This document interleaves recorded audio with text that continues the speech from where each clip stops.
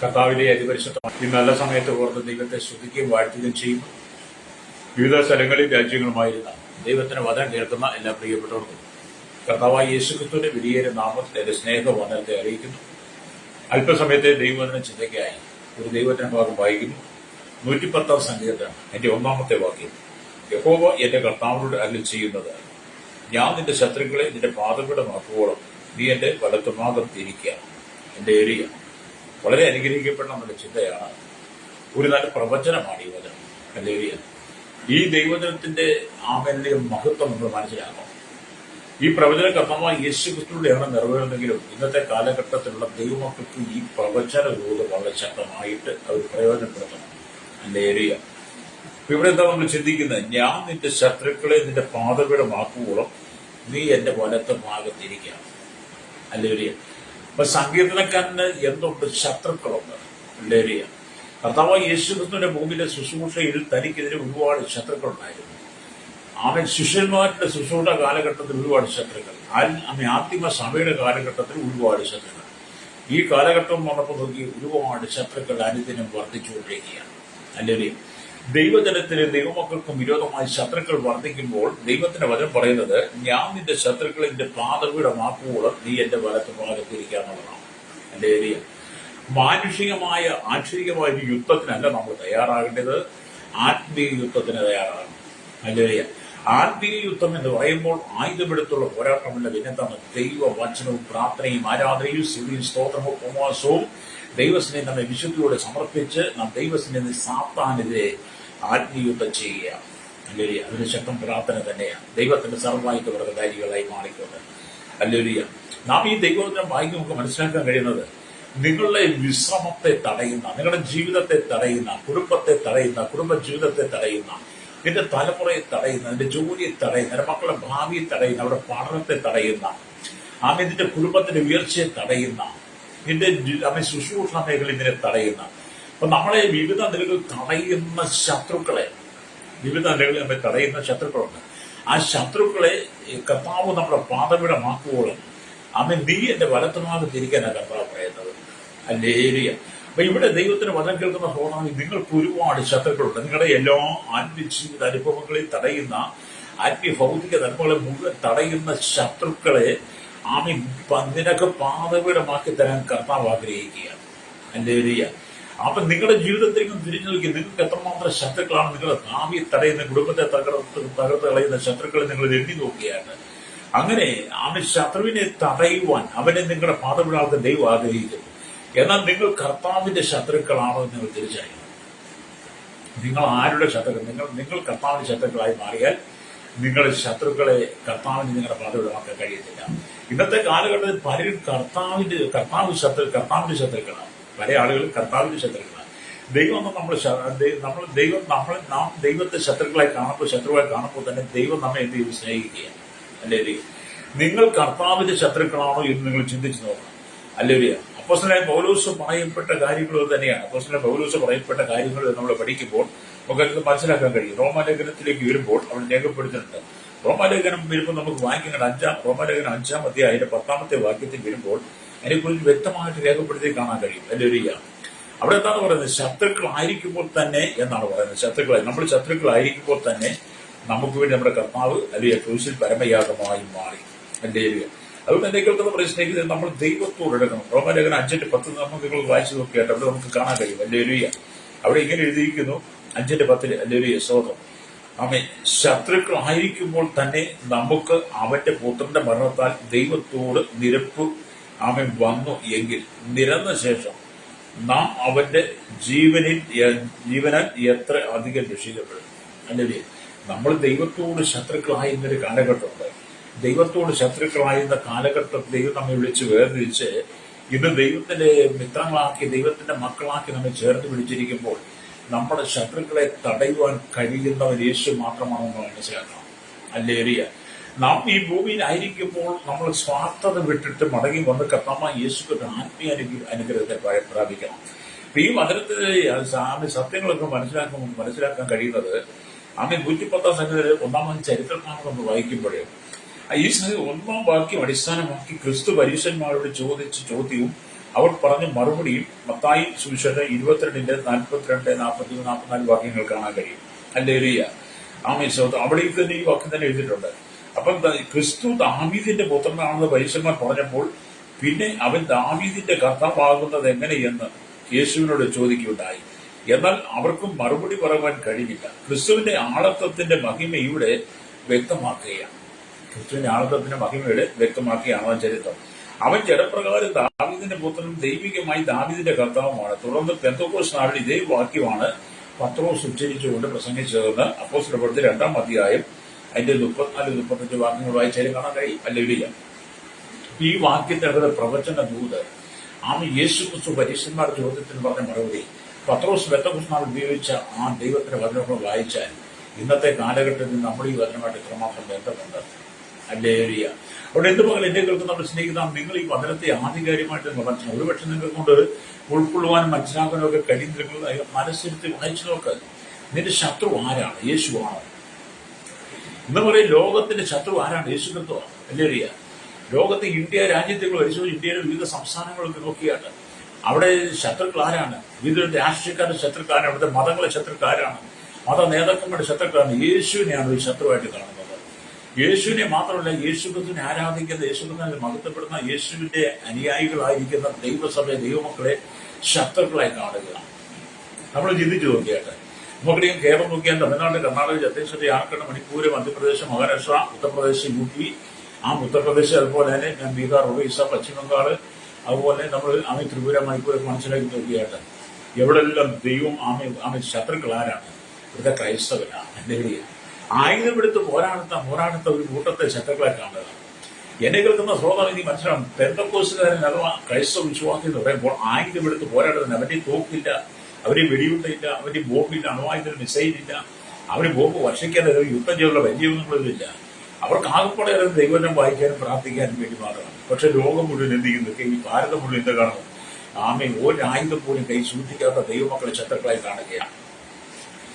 ഈ ലോകത്തിന്റെ നന്മയ്ക്ക് വേണ്ടി പ്രവർത്തിക്കും. ലോകത്തിൽ സകല മാനവരാശിന്റെ രക്ഷയ്ക്ക് വേണ്ടി സ്വർഗമഹിമകളെ വെടിഞ്ഞ് ഭൂമിയിലേക്ക് വന്ന സകലത്തിൽ സൃഷ്ടിച്ച ആയുധങ്ങളെ പോലും സൃഷ്ടിക്കാൻ അല്ലെങ്കിൽ മനുഷ്യനോട് ജ്ഞാനം കൊടുത്ത കർത്താവിനെ എന്ത് ചെയ്യുന്നു? ഈ ജന ശത്രുക്കളായി കാണും. സൃഷ്ടാവ ദൈവമാണ് ഇന്നത്തെ ശത്രുക്കൾ.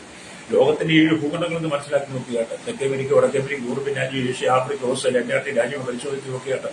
തീവ്രവാദികളും ഭീകരവാദികളും വർഗീയവാദികളും ആ വർഗീയ ശത്രുക്കളായി കാണുന്നത് ആരെയാണ്? യേശു ക്രിസ്തുവിനെയാണ്. ക്രൈസ്തവ വിഭാഗത്തെയാണ് ശത്രുക്കളെ കാണുന്നത്. ഹല്ലേലൂയ. രാഷ്ട്രീയക്കാരെ ശത്രുക്കളെ കാണുന്ന ആരെയാണ്? ദൈവജനത്തെയാണ്. ഹല്ലേലൂയ. ഞങ്ങളെ സംബന്ധിച്ച് ആയുധങ്ങളൊന്നും ഇല്ലാത്ത ഞങ്ങൾ പ്രാർത്ഥിക്കുക. അപ്പൊ ഞങ്ങളുടെ പ്രാർത്ഥനയെ നിങ്ങൾ പേടിക്കുന്നത്, ഞങ്ങളുടെ പ്രാർത്ഥനയെ നിങ്ങൾ പേടിക്കുന്നു, ഞങ്ങളുടെ വിശ്വാസത്തെ നിങ്ങൾ പേടിക്കുന്നു, ഞങ്ങളുടെ സത്യവിഷയത്തെ നിങ്ങൾ പേടിക്കുന്നു. ഞങ്ങൾ ഉയർത്തുന്നത് യേശുവിനെ നിങ്ങൾ ഭയപ്പെടുന്നതല്ലേ നിങ്ങൾ ഞങ്ങൾക്ക് ശത്രുക്കളായി മാറുന്നത്. ഹല്ലേലൂയ. അതുകൊണ്ടല്ലേ കുടുക്കി ചോദ്യങ്ങൾ പരീശന്മാരുമാർ ചോദിച്ചത്.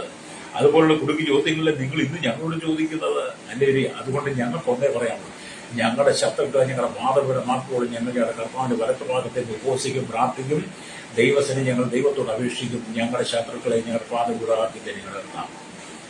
ശത്രുവിൽ ഒരിക്കലും ഉയരാൻ പറ്റത്തില്ല.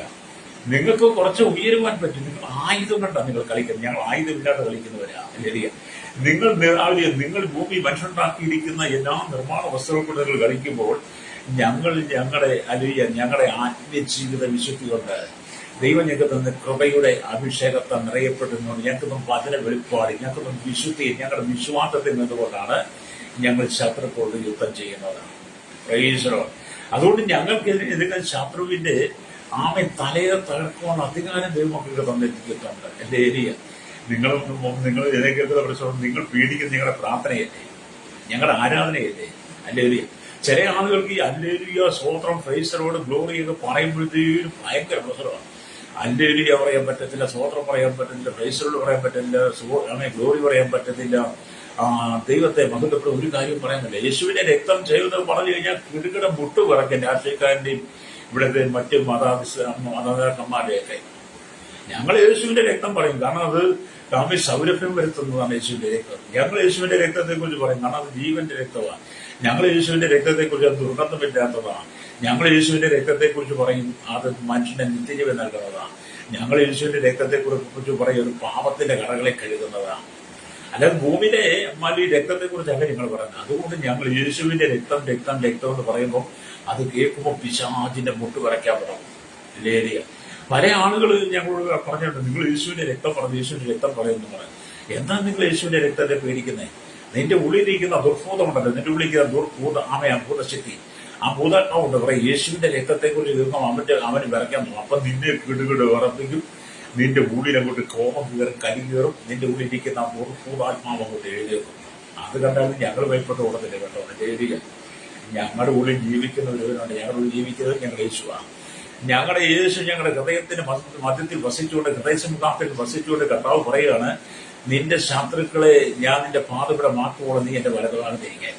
ഞങ്ങൾ കർത്താവിന്റെ വലതുഭാഗത്തിരുന്നുകൊണ്ട് യുദ്ധം ചെയ്യുക, ആത്മീയ യുദ്ധം. എന്റെ ഏരിയ ഇവിടെ എന്നെ കേൾക്കുന്ന സ്നേഹിത ആമി സ്തോത്രം. അല്ലെങ്കിൽ ഒരു കാലത്ത് നാം സാത്താനോട് കൂടെ ഈ ലോകത്തിന്റെ ഇഷ്ടങ്ങൾക്കനുസരിച്ച് ഉല്ലാസങ്ങൾക്കനുസരിച്ച് ജീവിച്ചവരാണ്. ഒരു കാലഘട്ടത്തിൽ നാം ലോകത്തിന്റെ ഇഷ്ടങ്ങൾക്കനുസരിച്ച്, ലോകത്തിന്റെ ഇമ്പങ്ങൾ സാത്താനോട് കൂടി സാത്താന്റെ ഇഷ്ടങ്ങൾക്കനുസരിച്ച് ജീവിച്ചവരാണ്. അവിടെ ഇന്ന് നാളെയൊക്കെ ഓണമാണ്. ഓണമായിക്കൊണ്ട് എന്ത് ചെയ്തു? മറ്റും ലോകപ്രകാരം ഓണത്തിന്റെ ആഘോഷം അങ്ങൾക്കുള്ള ഓടിക്കൊണ്ടിരിക്കുക. ശക്തമായ മഴ കേരളത്തിൽ പെയ്തുകൊണ്ടിരിക്കുക. അതിന്റെ ഏരിയ ഞങ്ങൾക്ക് അതിനകത്തൊക്കെ വലിയ തൃപ്തിയൊന്നുമില്ല. ഞങ്ങൾ ഈ ഓണമൊന്നും ഞങ്ങൾ ആഘോഷിക്കാറില്ല. ഞങ്ങൾക്ക് വേണ്ടി മഹാബലിയായി മാറി യേശു കർത്താവാണ്. അല്ലാതെ ഭൂമി നിങ്ങൾ പറയുന്ന മഹാബലിയല്ല ഞങ്ങൾക്ക് വേണ്ടി മഹാബലിയായി തീർന്നു. ഞങ്ങൾക്ക് വേണ്ടി മഹാബലിയായി തീർന്ന ഞങ്ങളുടെ യേശു ഞങ്ങളുടെ പാപത്തിന് പരിഹാരം വരുത്തുന്നതാണ്. ഞങ്ങളുടെ പാപത്തിന് ശുദ്ധീകരണം വരുത്തുന്നത്, ഞങ്ങൾക്ക് നിത്യജീവനെ തന്നവനാണ്. ഇന്നേക്ക് 2026 വർഷം മുമ്പ് കാൽവരി ക്രൂശിൽ ഞങ്ങൾക്ക് ഒരു പരമയാഗമായി മാറിയ, പരമബലിയായി മാറിയ, മഹാബലിയായി മാറിയ യേശു, ആ യേശുവിന് ജീവിക്കുന്നവനാ. അവൻ സ്വർഗത്തിലാണുള്ളത്. അല്ലേ? യേശുവിനെ അവൻ ഈ ലോകം, റോമൻ സൈന്യങ്ങളും അവൻ യഹൂദന്മാരും പരീശന്മാരും എല്ലാം കൂടെ കൂടി അന്നത്തെ കാലഘട്ടത്തിൽ ജനം ഒന്നിച്ചുകൂടി യേശുവിനെ അല്ലറിയ രാജ്യദ്രോഹം കുറ്റം ചുമത്തി. അല്ലറിയ ആമൻ യേശുവിനെ ക്രൂശിച്ചു. യേശുവിനെ ക്രൂശിച്ചിട്ട് അവരുടെ കല്ലറയിൽ ഒതുക്കി, കല്ലറയ്ക്ക് സീല് വെച്ചു, കാവൽക്കാരെ നിർത്തി. 3-ാം നാൾ കല്ലറകളെ ഭേദിച്ച് ആമി കല്ലറകൾക്ക് അവനെ ഒതുക്കാൻ കഴിഞ്ഞില്ല. കല്ലറകളെ ഭേദിച്ച് അവൻ പുറത്തു വന്ന് 40 നാളുകൾ ചുറ്റുമാർക്ക് പ്രത്യക്ഷമായി. 40-ാം നാൾ സ്വർഗത്തിലേക്ക് കരയിൽ പോയി. ഞങ്ങളുടെ യേശു വസിക്കുന്നത് സ്വർഗത്തിലാണ്. ഞങ്ങളുടെ യേശു ജീവിക്കുന്നത് സ്വർഗത്തിലാണ്. പിതാവിന്റെ വലത്ത് ഭാഗത്താണ്. മധ്യസ്ഥ ഇനി മധ്യാകാശത്തിലാണ് വരുന്നത്. യേശു ഇനി വരുന്നത് ഞങ്ങൾക്ക് വേണ്ടി മഹാബലിയായി തീർന്ന കർത്താവ് ഇനി മധ്യാകാശത്തിൽ ജീവനുള്ളതായിട്ടാണ് വരുന്നത്. അല്ലാതെ നിങ്ങൾ പറയുന്ന ഈ മഹാബലി പാതാളത്തിൽ വരുന്ന മഹാബലി അല്ല ഞങ്ങൾ ആഘോഷിക്കുന്നത് കേട്ടോ. അല്ലേലൂയ. ഞങ്ങൾ ആഘോഷിക്കുന്നത് ഞങ്ങൾക്ക് വേണ്ടി മഹാബലിയായി തീർന്ന, പരമയാഗമായി മാറിയ യേശു കർത്താവ് ഉയരത്തിൽ, അല്ലെങ്കിൽ സ്വർഗത്തിൽ മഹിമയുടെ വലത്ത് ഭാഗത്ത് ഇരിക്കുന്നവൻ മധ്യാകാശത്തിന്റെ സഭയെ ചേർക്കാൻ വരും. അല്ലേ? അതുകൊണ്ട് ഞങ്ങൾ ഈ ഭൂമിയിലായിരിക്കുന്നിടത്തോളം കാലം ഞങ്ങൾക്ക് ശത്രുക്കളുണ്ട്. അല്ലേ? ആ ശത്രുക്കളെ ഞങ്ങളുടെ പാതയുടെ മാക്കുകൂടെ ഞങ്ങൾ ദൈവത്തിന്റെ വലത്തു ഭാഗത്തിരുന്ന് പ്രാർത്ഥിക്കുന്നു. അല്ലേ? രക്തജയം മനസ്സിലാവുന്നതല്ലോ. അല്ലേ? മനസ്സിലായി. ഞാൻ പണ്ടൊക്കെ അല്ലേ ഈ ഇതിപ്പോ നിങ്ങൾ പറയുന്ന കാര്യങ്ങളൊക്കെ ചെയ്തിട്ടുള്ളതാണ്. ഞാൻ എല്ലാ പരിപാടിയൊക്കെ ചെയ്യുമായിരുന്നു. പക്ഷെ ഇപ്പോൾ എനിക്കൊരു വീണ്ടെടുപ്പ് കിട്ടി. കർത്താവ് എന്നോട് പറഞ്ഞു, നിനക്ക് ഒരുപാട് ശത്രുക്കളുണ്ട്, ഒരുപാട് ശത്രുക്കൾ നിനക്കെതിരെ പോരാടുന്നുണ്ട്. അവർ നിന്റെ ജീവനെ അപകരിക്കും, അവന്റെ ജീവനെ എടുക്കും. നിന്റെ രക്തത്തിനാണ് വില പറയുന്നത്. അതുകൊണ്ട് നീ എന്റെ വലതുഭാഗത്തിരിക്കുക. നിന്റെ ശത്രുക്കളെ ഞാൻ നിനക്ക് പാദപീഠമാക്കി തരുമെന്ന് യേശുവിനോട് സംസാരിച്ചപ്പോൾ ഞാൻ എന്ത് ചെയ്തു? ആശ്ചര്യമായ ഈ ഭൂമിയിലെ ചിന്താഗതിയെല്ലാം മാറ്റിവെച്ചിട്ട് യേശുവിന്റെ തന്നെ ഇന്ന് പകരം എന്നെ കേൾക്കുന്ന മാതാവ് പിതാവേ, നിന്റെ കുടുംബത്തെ തകർക്കാൻ ശത്രുവിനോടുണ്ടോ നീ ജയിക്കണം. എന്റെ ഏരിയ നിന്റെ കുടുംബത്തിൽ നമ്മെ തകർക്കാൻ ശത്രുവിനെ ജയിക്കണം. അല്ലെങ്കിൽ വേദപുസ്തകം പറയുന്നത്, മുമ്പേ ദുഷ്പ്രവർത്തികളാൽ മനസ്സുകൊണ്ട് അകന്നവരും ശത്രുക്കളുമായിരുന്ന നിങ്ങളെ അവന്റെ മുമ്പിൽ വിശുദ്ധരും നിഷ്കളങ്കരും കുറ്റമില്ലാത്തവരുമായി നിർത്തേണ്ടതിന് അവൻ ഇപ്പോൾ തന്റെ ജഡശരീരത്തിൽ തന്റെ മരണത്താൽ നിരപ്പിച്ചുകൊണ്ട് ആ കൊലോസ്യ ലേഖനം അല്ലെങ്കിൽ 1:29 വായിക്കുന്നത്. വല്ലപ്പോഴും വായിക്കണം കേട്ടോ. വേദപുസ്തകമൊക്കെ വല്ലപ്പോഴും വായിക്കണം കയ്യിലുണ്ടെങ്കിൽ. ചിലരുടെ കൈ വേദപുസ്തകമില്ല. അല്ലെങ്കിൽ ചില വിശ്വാസികളുടെ ജീവിതത്തിനും വേദപുസ്തകമില്ല കേട്ടോ. ഇന്നത്തെ കാലഘട്ടത്തിൽ വിശ്വാസികൾക്കൊന്നും വേദപുസ്തകമില്ല. അല്ലേ? വിശ്വാസികളൊക്കെ പള്ളിയിലേക്ക് വരുന്നത് ലേഖനാന്നല്ല. പെന്തക്കോസ്തുകാരൊക്കെ വിശ്വാസികൾ പള്ളിയിലേക്ക് വരുന്നത് ഈ നായ ചന്തയ്ക്ക് പോയതുപോലെ. നിങ്ങൾ തെറ്റിദ്ധരിക്കല്ലോ. നായ ചന്തയ്ക്ക് പോകുമ്പോൾ എന്തെങ്കിലും കൈ കാണും? ഒന്നും കാണത്തില്ല. നായിക്ക് അങ്ങ് പോയാൽ മതി. ചന്തയിൽ ചെല്ലുമ്പോൾ അവൻ എന്തെങ്കിലും കിട്ടും, അതെടുത്ത് ഇറക്കി തിന്ന് കടിച്ചു അതിലേക്ക് പോന്നാൽ മതി എന്ന് പറഞ്ഞാൽ ഇന്നത്തെ കാലം ചില പെന്തക്കോസ്തുകാർ പള്ളിയിലേക്ക് വരുന്നത്. പള്ളിയിലേക്ക് ബൈബിൾ കൊണ്ടുവരുന്നില്ല. പള്ളിയിലേക്ക് വരുമ്പോൾ ബൈബിൾ കൊണ്ടുവരുന്നില്ല. ബൈബിൾ വേണ്ട. പിന്നെ ഈ മൊബൈൽ കൊണ്ടുവന്ന് സകല അശുദ്ധി നിറഞ്ഞ മൊബൈൽ പിടിച്ചുകൊണ്ടാണ് വരുന്നത്. നിന്റെ ജീവിതത്തിൽ നിന്റെ ശത്രുവിനെ ഒരിക്കലും ദൈവത്തിന്റെ പാതകളാക്കുന്നില്ല. ക്രൈസ്തവ ഭാഗത്തെ സംബന്ധിച്ച് പള്ളിയിലേക്ക് പോകുന്ന ഒന്നുമില്ലാതാ പോകുന്നത്. രാവിലെ എഴുന്നേറ്റ് പോവുക, അല്ലെങ്കിൽ പോവുക. എന്തിനാ പോകുന്നത്, എവിടെ പോകുന്നത്? കയ്യിൽ ആയുധം വേണ്ടേ? നമ്മൾ പോകുമ്പോൾ നമ്മുടെ ആയുധം ബൈബിളാണ്. അതിനകത്ത് ദൈവത്തിന്റെ വചനമാണ്, ജീവന്റെ വചനമാണ്. ആത്മാവിനെയും സന്ധിപഞ്ചകളെയും താമയാലെ തുളയ്ക്കും വരെ ഹൃദയാമി ഹൃദയത്തിൽ ജനങ്ങളെ ഭാവി ഉപേക്ഷിക്കുന്ന വചനമാണ് അതിനകത്ത് എഴുതിയിരിക്കുന്നത്. ആമിസ്വരം വാഴ്ചകളെ അധികാരങ്ങളെ ഈ ലോകത്തിന്റെ അന്ധകാരത്തിന്റെ സേനകൾക്ക് യുദ്ധം ചെയ്യാനുള്ള വചനമാണ് അതിനകത്ത്. അതുകൊണ്ട് നിങ്ങൾ പള്ളിയിലേക്ക് ഒരു ബൈബിൾ കൊണ്ടുവരണം കേട്ടോ. പ്രത്യേകിച്ച് വിശ്വാസികളോട് പറയട്ടെ, നീ പള്ളി വരുമ്പോൾ ഈ മൊബൈലും പിടിച്ചോണ്ട് വരെ. നീ പള്ളി വരുമ്പോൾ മൊബൈലും പിടിച്ചോണ്ട് വരുന്നവനാണെങ്കിൽ നിന്നെ ഐശ്വര്യപ്പെട്ടവനാണ്. നിന്നെ കണ്ടാൽ തന്നെ ഗതി പിടിക്കത്തില്ല. അല്ലേ? പള്ളിയിലേക്ക് വരുമ്പോൾ മൊബൈൽ പിടിച്ചോണ്ട് പാട്ട് പാടാന്, പുൾപിറ്റിൽ നിന്ന് പാട്ട് പാടുക, പുൾപിറ്റിൽ നിന്ന് ബൈബിൾ വായിക്കുക, ദൈവദാസം ഒരു വചനം വായിക്കുമ്പോൾ മൊബൈൽ എടുത്ത് ഒരു ബൈബിൾ വായിക്കും. നിന്നെപ്പോലെ നെറികെട്ടവൻ. നീ രക്ഷിക്കപ്പെട്ടവനല്ല, നീ മാനസാന്തരപ്പെട്ടവൻ. നിന്റെ ഉള്ളിൽ യേശു ഇല്ല. നീ എങ്ങനെയോ നിന്റെ മാതാപിതാക്കളും ആരെങ്കിലും പറഞ്ഞ് പെന്തക്കോസ് വന്നവരും കിട്ടുമെന്ന് പറഞ്ഞിട്ട് നീ സഭയ്ക്കകത്ത് വന്നവനെ അതിനെ കിട്ടാൻ വേണ്ടി. നീ യഥാർത്ഥത്തിൽ രക്ഷിക്കപ്പെട്ടവനാണ്, സ്ഥാനപ്പെട്ടവൻ. നീ ബൈബിളുമായിട്ട് വരും പള്ളിയിൽ.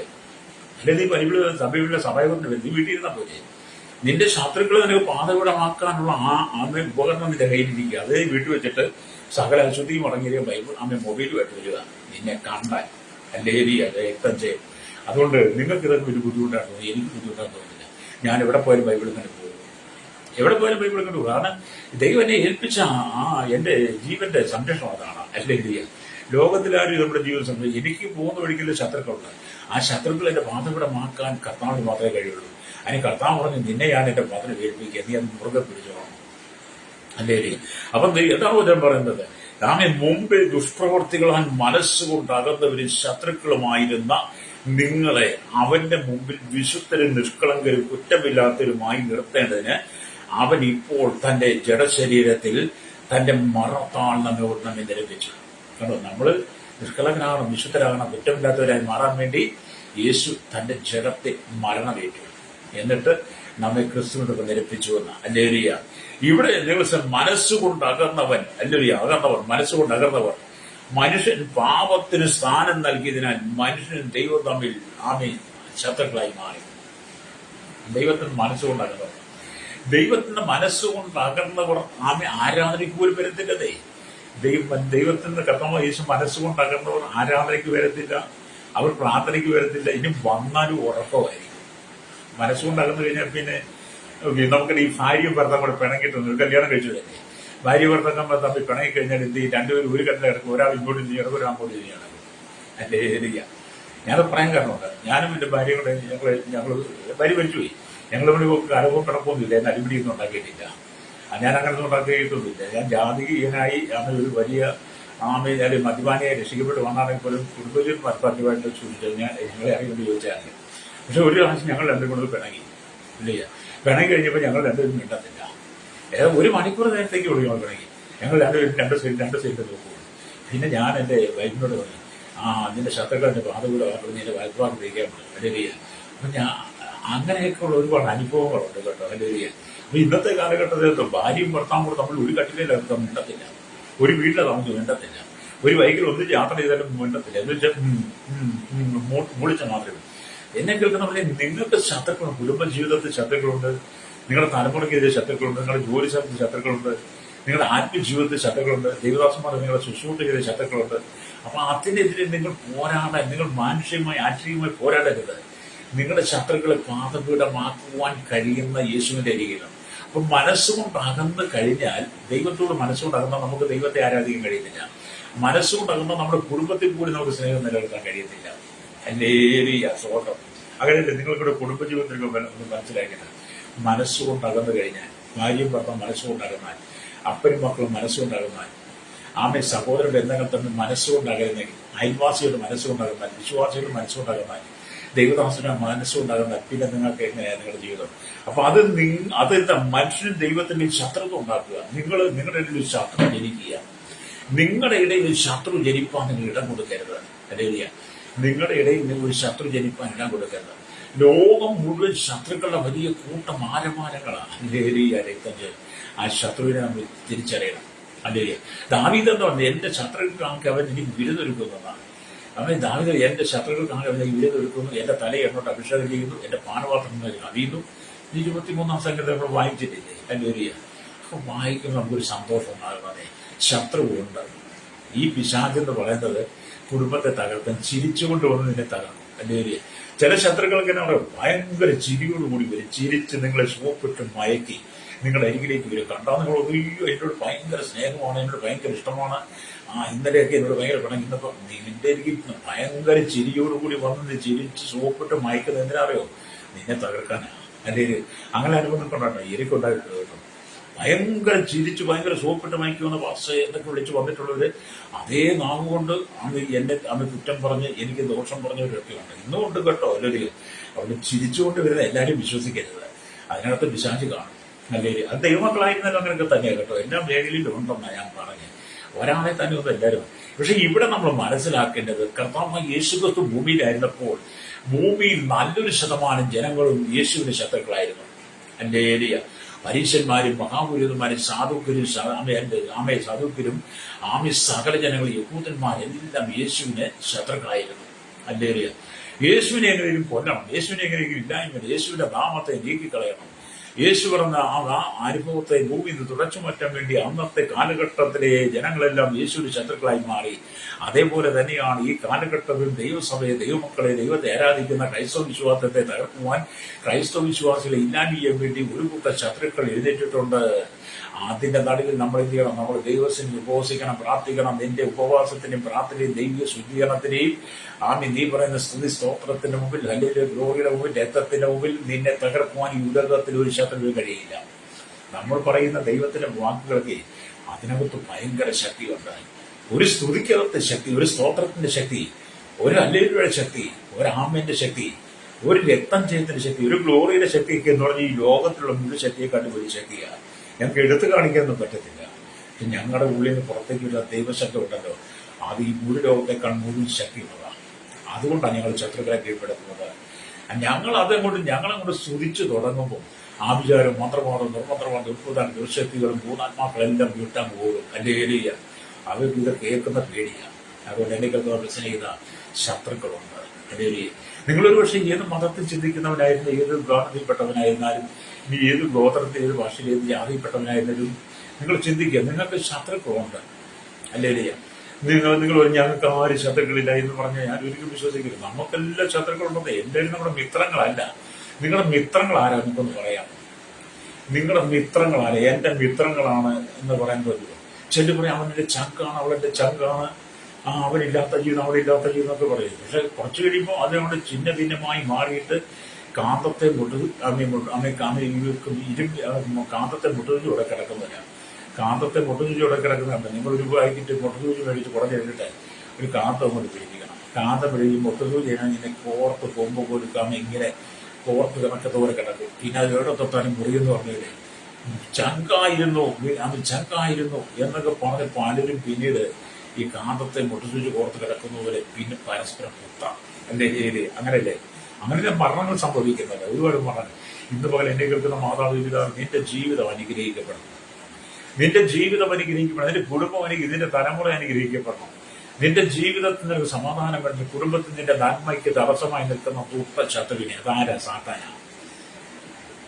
അതായത് ചിലർ എന്റെ മോൻ പഠിക്കത്തില്ല, അതിന്റെ മോൻ പഠിക്കത്തില്ല, എന്റെ മോള് പഠിക്കത്തില്ല, അവന് ബുദ്ധിയില്ല, അവന് ബുദ്ധിയില്ല, അവന് ജ്ഞാനമില്ല, അവൻ എത്ര പഠിച്ചാൽ തലയിൽ കയറത്തില്ല എന്ന് പറഞ്ഞാൽ മക്കളെ കുറിച്ച് സ്വന്തം മാതാവും പിതാവും പറയുന്നു. പറഞ്ഞാൽ മക്കളെ ശത്രുക്കൾ ഏൽപ്പിച്ചു കൊടുക്കുക. നീ ദൈവത്തിൽ വിശ്വസിച്ച് നിന്റെ മക്കൾക്ക് ബുദ്ധിയില്ല, ജ്ഞാനമില്ല, കഴിവില്ല, പഠിക്കാൻ കഴിവൊക്കെ നീ പറഞ്ഞ് കുഞ്ഞിനെ നീ അതിന് ഭാരപ്പെടുക. നീ അതിനുവേണ്ടി പ്രാർത്ഥിക്കണം. ആ കുട്ടിക്ക് പഠിത്തത്തിന്റെ തടസ്സമായിരിക്കുന്ന ശത്രുവിനെ കർത്താവ് കുഞ്ഞിന് പാടുവിളക്കും. അവന്റെ ബുദ്ധി ജ്ഞാനമൊക്കെ തെളിയും. ചിലങ്ങനെ ചിലരുടെ ഈ ഒരു ജോലിയിലും നിൽക്കത്തില്ല. ഒരു സഹോദരൻ എന്റെ മോൻ ഒരു ജോലിക്ക് എന്നാലും നിൽക്കത്തില്ലെന്ന് പറയും. എവിടെ ചെന്നാലും മാനവിന് വേണ്ടി അടി ഉണ്ടാക്കി പോരുക, മാനവിന്റെ കടണം പോലും, മാനവിന്റെ പിന്നെ അവസാനം കടണം കൊടുത്ത് ഇറക്കി വിടാൻ ഇല്ല. എന്നും അത് തന്നെ. കാരണം എന്നും ജോലിക്ക് നിൽക്കും. എന്നിട്ട് സഹോദരൻ പറയും, ഇപ്പൊ എന്റെ മോനെ ഭയങ്കര ഡിപ്രഷനാണ്, പ്രാർത്ഥിക്കണം. ഞാൻ ചോദിച്ചു, ഡിപ്രഷൻ വന്നത് എന്തുകൊണ്ടാണ്? നിന്റെ മകൻ എവിടെയെങ്കിലും ചെന്ന് ജോലിക്ക് നിന്നാൽ ആ ജോലി കൊടുക്കുന്ന മാനേജ്മെന്റ് അനുസരിക്കണം. അല്ലെ? ഏത് സ്ഥലത്ത് നമ്മൾ ജോലിക്ക് പോയാലും ജോലി തരുന്ന മാനേജ്മെന്റ് നമ്മൾ അനുസരിക്കണം. ഇന്നത്തെ കാലം ജോലിക്ക് കയറി അങ്ങോട്ട് കഴിഞ്ഞാൽ പിന്നെ മാനേജ്മെന്റ് അടിമയായിട്ട് കാണുക. മാനേജ്മെന്റ് അടിമയായിട്ട് കാണുന്ന ജോലിക്കാരൻ പിന്നെ യജമാനൻ അവിടെ ചിലപ്പോൾ അടിമേടിച്ചൊക്കെ ഇറങ്ങുക തന്നെ ചെയ്യും. പിന്നെ നമുക്ക് ശത്രു ഉണ്ടെന്ന് പറഞ്ഞിട്ട് കാര്യമുണ്ടോ? നമുക്കുള്ള ശത്രു അല്ലേലൂയ ആശ്ചര്യമായിട്ടാണ് നമ്മൾ കാണുന്നതെങ്കിലും അവനെ നമ്മൾ കാണേണ്ടത് അവൻ പ്രവൻ സാത്താനെയാണ്. ആ സാത്താനെ നിന്റെ പാദപീഠമാക്കുവാൻ നീ ദൈവത്തിന് പോഷിക്കുകയും പ്രാർത്ഥിക്കുകയും ചെയ്യണം. അല്ലേലൂയ. അപ്പൊ ഇവിടുത്തെ കർത്താവ് നമ്മെ ശത്രുവായി കണ്ടില്ല. നമ്മുടെ കർത്താവ് നമ്മെ ശത്രുവായി കണ്ടില്ല, നമ്മെ സ്നേഹിതനായി കണ്ടു, സഹോദരന്മാരായി കണ്ടു, മക്കളായി കണ്ടു, സ്നേഹപൂർവ്വം ചേർത്തണച്ചു, കാൽവറി രക്തത്താൽ നമ്മെ വീണ്ടെടുത്തു. അതിനുശേഷം അവൻ എന്താണ് ചെയ്തത്? നിങ്ങളുടെ ശത്രുക്കൾ അവൻ നിങ്ങളെ അലിയ നിങ്ങളുടെ ശത്രുക്കളെ തന്നെ നിങ്ങൾക്ക് മാതൃകമാക്കി. ഒരിക്കലും നമ്മുടെ കർത്താവ് നമ്മളെ ശത്രുക്കളെ കണ്ടില്ല. യേശു ക്രൂശിൽ കിടക്കുമ്പോൾ എന്താണ് പറഞ്ഞത്? യേശു ക്രിസ്തുവിന്റെ ക്രൂശിൽ കരിപ്പാണിയെ തായപ്പെട്ട് മുക്കിന്റെ താരിയായി കിടക്കുക, ഇലാപ്പുറം ആമ ശരീരം കൂടെ ഒഴിവുചാലും പോലെ കൊത്തി അടിച്ചേൽപ്പിച്ചു, മുറിവേൽപ്പിച്ചു. അല്ലെലിയ മുഖത്ത് തുപ്പി കന്നത്തടിച്ചു, കണ്ണനെന്നും ബെൽസും പുരമാൻ ചതി എന്നൊക്കെ നമ്മൾ യേശുവിനെ വിളിച്ച് കളിയാക്കുമ്പോൾ നമ്മൾ യേശു എന്താ പറയാറിയോ? പിതാവേ, ഇവർ ചെയ്യുന്നത് എന്തെന്നറിയാമെങ്കിൽ ഇവരോട് ക്ഷമിക്കണമേ എന്നവരെ ക്രൂശിൽ മരണവേദന അനുഭവിക്കുന്ന കർത്താവിന് ആ സമയത്ത് പോലും ശത്രുക്കളില്ല. ക്രൂശിൽ കിടന്ന രണ്ട് കള്ളന്മാർ ഒരുത്തൻ പറഞ്ഞു, നീ ദൈവമാണെങ്കിൽ, നീ രാജാവാണെങ്കിൽ, നീ പല്ലും രക്ഷിച്ച് നീ ഞങ്ങളെ കൂടെ രക്ഷിക്കുക. അപ്പോൾ വേറൊരു കള്ളൻ പറഞ്ഞു, നമ്മൾ തെറ്റ് ചെയ്തിട്ട് ഈ ക്രൂശിക്കപ്പെട്ട് ഇവന് ഒരു തെറ്റും ചെയ്തിട്ടില്ല. എന്നിട്ട് ഈ കള്ളൻ പറയാണ്, പിതാവേ, നീ രാജ്യത്വം പ്രാപിച്ചു വരുമ്പോൾ എന്നെ കൂടെ ഓർക്കണമേ. കണ്ടോ, ക്രൂശിൽ തന്നോടൊപ്പം ശത്രുവിനെ കൂടി സ്നേഹിച്ച ദൈവം ക്രൂശിനായ ഒരു കള്ളനെ സ്നേഹിച്ച് കർത്താവിന്റെ പരദേശം കൊടുത്തവനാണ്. യേശു പറഞ്ഞ, യെരൂശലേം പുത്രന്മാരെ, എന്നെ ചൊല്ലി കരയേണ്ട, നിങ്ങളുടെ മക്കളെയും ചൊല്ലിക്കരയും. അപ്പൊ ക്രൂശിലെ സ്നേഹം അല്ലെ, യേശു ഒരിക്കലും നമ്മളെ ശത്രുവായിട്ട് കാണുന്നില്ല.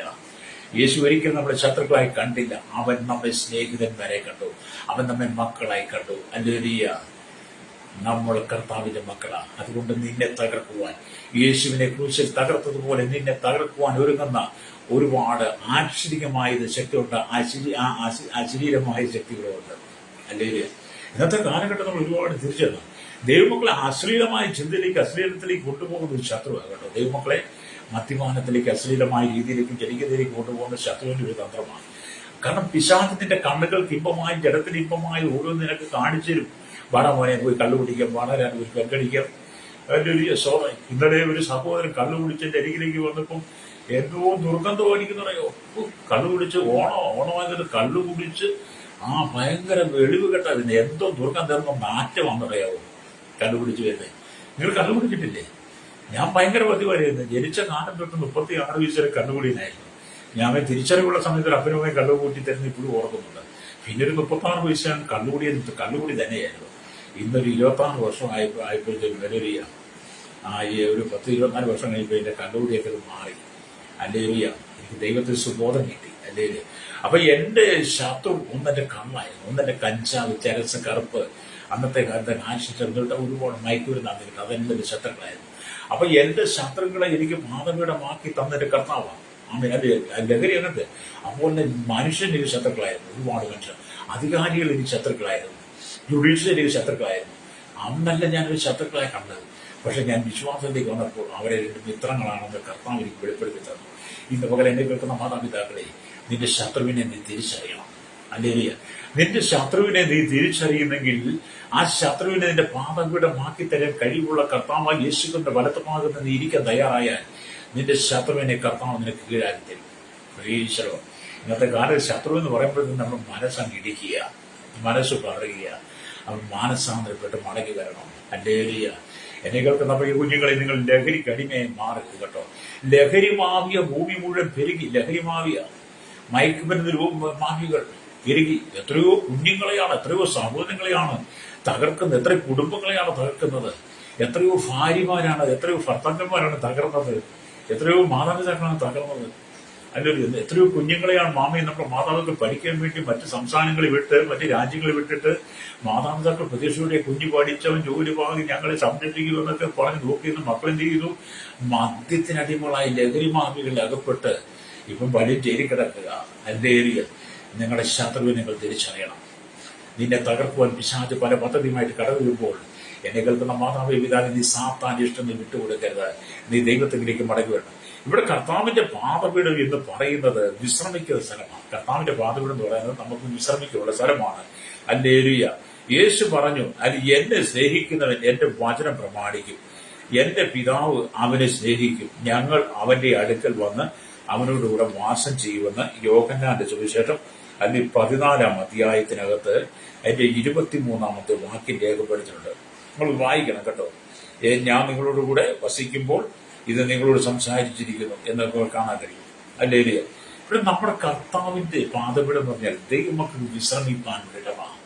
നീ ക്ഷീണിച്ച്, നീ മടുത്ത് നിരാശനായി ദുഃഖിതനായി ജീവിതത്തിൽ ഒരുപാട് ഭാരങ്ങളും പ്രയാസങ്ങളും കടന്നു വരുമ്പോൾ, കുടുംബജീവിതം ഛിന്നഭിന്നമായി മാറി, ഭാര്യ ഭർത്താക്കൾ തമ്മിൽ യോജിക്കാൻ വരുമ്പോൾ, മക്കൾ നിന്നിൽ നിന്ന് പിരിയുമ്പോൾ, നിന്നിൽ മക്കളിൽ നിന്ന് പിരിയുമ്പോൾ, നിന്റെ നന്മകളെല്ലാം തടസ്സപ്പെടുന്ന ജോലി നഷ്ടമാകുമ്പോൾ, നീ മാനസികമായി തളർന്ന് ക്ഷീണിക്കുന്ന അവസ്ഥകളുണ്ട്.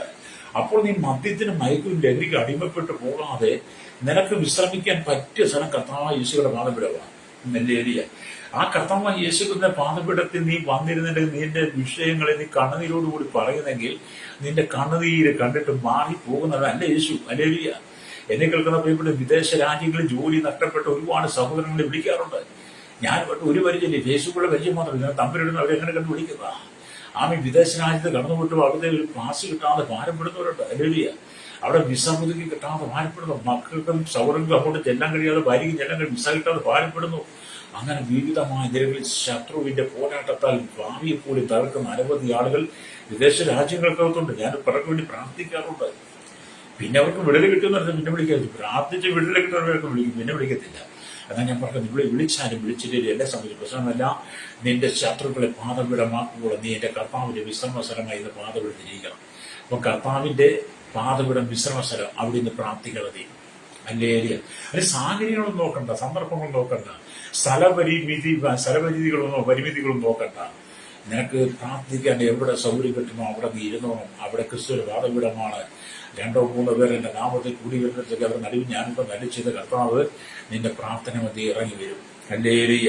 അവിടെ ഒരു മനുഷ്യൻ രക്ഷിക്കപ്പെട്ട് ദൈവത്തിന്റെ വിശ്രമം പ്രാപിക്കുന്നതാണ് 1-ാം ഘട്ടം. ആമേൻ. അവന്റെ അഭിഷേകത്താൽ പരിശുദ്ധാത്മാവിൽ വിശ്രമിച്ചുകൊണ്ട് ആനന്ദിക്കുന്ന 2-ാം ഘട്ടമാണ്. ആ വിശ്രമസ്ഥാനത്ത് അവൻ ദൈവത്തിന്റെ സ്വഭാവവും സൽഗുണങ്ങളും പ്രാപിച്ച് അവന് തുല്യനായി മാറ്റപ്പെടുന്ന 3-ാം സ്ഥാനമാണ്. സമാധാനത്തിന് ദൈവം തന്നെ നിങ്ങളെ മുഴുവൻ ശുദ്ധീകരിക്കുമാറാകട്ടെ. ആമേൻ. നിങ്ങളുടെ ആത്മാവും പ്രാണനും ദേഹവും അശേഷം നമ്മുടെ കർത്താവായ യേശു ക്രിസ്തുവിന്റെ രക്തത്തിൽ അനന്യമായി വെളിപ്പെടുവണ്ണം കാക്കപ്പെടുമാറാകട്ടെ എന്നാ. ഹല്ലേലൂയ. ആമേൻ. 1-21. അപ്പൊ നിങ്ങള് അല്ലെങ്കിൽ 1-ാമത്തെ കാര്യം എന്താണ്? ഹല്ലേലൂയ. നിങ്ങൾ രക്ഷിക്കപ്പെടുന്നത്. 2, നിങ്ങൾ അഭിഷേകം പ്രാപിക്കുന്നു. 3, വിശുദ്ധ ജീവിതം നയിക്കുന്നത്. അങ്ങനെ നിങ്ങൾ കർത്താവിന്റെ വേണ്ടി നിന്നാൽ ആമേൻ ശത്രുക്കളെ പാദപീഠമാക്കുന്ന കർത്താവ് അവൻ നിനക്ക് വേണ്ടി പ്രവർത്തിക്കും. റോമലേഖനം 16:20 പറയുന്നത്, സമാധാനത്തിന്റെ ദൈവമോ വേഗത്തിൽ ശത്രുക്കളെ സമാധാനത്തിന്റെ ദൈവം വേഗത്തിൽ സാത്താനിന്റെ കാൽക്കീഴെ ചതച്ചു കളയുമെന്ന്. അതെ, നീ കർത്താവ് യേശുവിന്റെ പാദപീഠത്തിരിക്കുന്നെങ്കിൽ സമാധാനത്തിന്റെ ദൈവം വേഗത്തിൽ സാത്താൻ എന്റെ കാൽക്കീഴെ ചതച്ചു കളയും. ഞാൻ നിങ്ങൾക്ക് വേണ്ടി പ്രാർത്ഥിക്കാൻ പോകുക കേട്ടോ. നിങ്ങൾ എന്നോട് ചേർന്ന് പ്രാർത്ഥിക്കുമോ? നിന്റെ ജീവിതത്തിൽ ദൈവം ചില അത്ഭുതങ്ങൾ ചെയ്യാൻ ആഗ്രഹിക്കുക.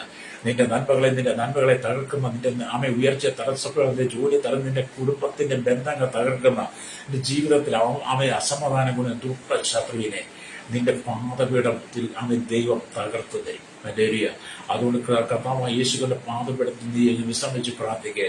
വായിച്ച വചനം എന്താണ്? യഹോവയുടെ കർത്താവ് അരുളി ചെയ്യുന്നത്, ഞാൻ നിന്റെ ശത്രുക്കളിൽ നിന്റെ പാദപീഠമാക്കുമ്പോൾ നീ എന്റെ വലത്ത് ഭാഗത്തിരിക്കുകയാണ്.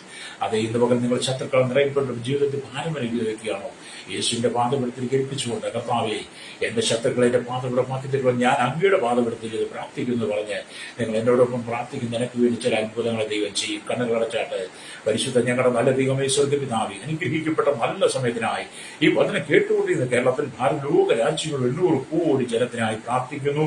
ശൈശവത്തിനും ബാല്യത്തിനും കൗമാരം യൗവനത്തിനും വാക്കും ജ്ഞാനം വൃത്തിനും വശന യാചർ ഓർഫണേജ് ഹോട്ടലിൽ തടവറയിലായിരിക്കുന്ന രാജ്യരാഷ്ട്ര തലവന്മാർ, എല്ലാ ഭരണാധികാരികളും, മത സാമൂഹിക സംസ്കാരം മാധ്യമ അല്ലെങ്കിൽ സൈനിക എഞ്ചിനീയർമാർ എല്ലാവരെയും ഞങ്ങളുടെ കുടുംബങ്ങൾക്കായി പ്രാർത്ഥിക്കുന്നു. ദൈവമക്കൾക്കായി പ്രാർത്ഥിക്കുന്നു. തലമുറയ്ക്ക് വേണ്ടി പ്രാർത്ഥിക്കുകയാണ്. കർത്താവേ, കുടുംബത്തെ തകർക്കുന്ന ശത്രുവിന്റെ പോലും ഞങ്ങളുടെ കുടുംബങ്ങളെ വിടിപ്പിക്കണം. സൗകര്യമാരി വിടിപ്പിക്കണമേ. വിദേശ രാജ്യത്ത് കഷ്ടം സഹിക്കണം. ജോലിയിലാണ് ഭാരങ്ങൾ കഷ്ടം സഹിക്കുന്ന ഒപ്പരപ്പെടുന്നവർ ശത്രുവിന്റെ പോരുകൾ ആ ജീവിതം തകർന്ന മാരകമായ രോഗത്തിന് അധീനമായി കഴിയുന്ന, മദ്യത്തിന്റെ ലഹരിക്ക് അടിമയായി കഴിയുന്ന ആ അനുഭവം ജനം വിടിപ്പിക്കപ്പെട്ട് കർത്താവിന്റെ പാദപീഠത്തെ കൊണ്ട് വിശ്രമിക്കുവാൻ കർത്താവ് ജലത്തിന്റെ ശത്രുക്കളെ നീക്കി അവർക്ക് വിശ്രമം കൊടുക്കണമേ. സകല നീതി വെളുപ്പം രോഗമാണ് ദൈവമക്കൾക്കായി പ്രാർത്ഥിക്കുന്നു. പ്രത്യേകിച്ച് ലഹരി മാവികളെ മദ്യമാവികളെ ദൈവം നീക്കം ചെയ്യണമേ പ്രാർത്ഥിക്കുകയാണ്. കർത്താവിന്റെ ജലത്തിൽ സ്വസ്ഥ സമാധാനം അയക്കാം. യേശുവിന്റെ നാമത്തിൽ തന്നെ. ആമേൻ, ആമേൻ, ആമേൻ, ആമേൻ.